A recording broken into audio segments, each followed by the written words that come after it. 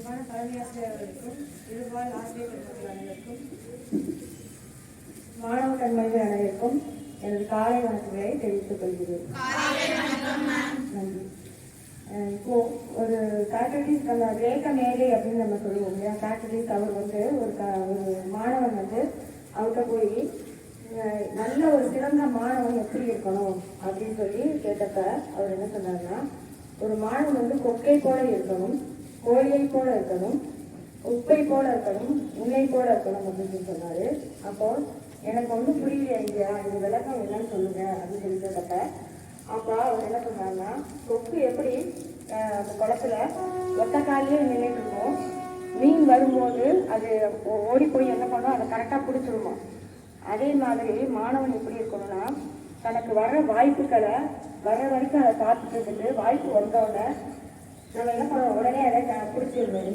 வேலைக்கு போகிறதால எதாவது நம்மளோட இலக்கை அடைஞ்சிருக்கணும் அப்படிங்கிறார். அடுத்தது கோழி போல இருக்கணும் அப்படின்னா, கோழி என்ன செய்யுது, குட்டையை கிளறுது. குட்டையை கிளறி என்ன பண்ணுது, அதில் இருக்கக்கூடிய விதைகளை மட்டும் தனக்கு தேவையான தானியங்களை மட்டும் எடுத்து சாப்பிடுது. அப்போ குப்பைகளை ஒதுக்கிடுது. அதே மாதிரி மாணவன் தன்னுடைய வாழ்க்கையில் நடக்கக்கூடிய சம்பவங்கள்ல தனக்கு தேவையானதை மட்டும் எடுத்துட்டு தேவையில்லாததை ஒதுக்கிடணும் அப்படின்னு சொல்றாரு.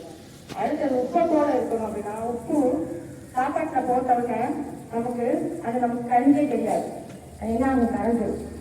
நம்ம அதை குறைச்சாதான் அதனுடைய சுவை தெரியும் நமக்கு, அப்பதான் உப்பு இருக்கு அப்படின்னு தெரியும். அவள் அதே மாதிரி ஒரு மாணவன் தன் இல்லாட்டாலும் தன்னுடைய பெருமையை பேசுற மாதிரி இருக்கணும் அப்படின்னு சொல்லி சொல்றாரு. அடுத்தது கடைசியா உன்னை போல இருக்கணும்னு சொன்னதுக்கு என்ன சொல்றாங்க, ஒரு மாணவன் எப்பவுமே ஆசிரியர்களிடம் தனக்கு விளக்கமான கேள்விகளை கேட்டு இந்த கேள்வி ஞானம் பெற்றுக்கணும், அதனாலதான் உன்னை போல இருக்கணும்னு சொன்னேன் அப்படின்னு சொல்றாரு. இதுல இருந்து நம்ம தெரிஞ்சுக்க வேண்டியது, மாணவன் எப்படி இருக்கணும்ன்றது எல்லா கருத்துக்களையுமே இந்த 4 விளக்கங்களை நமக்கு கொடுத்துட்டாரு. நன்றி.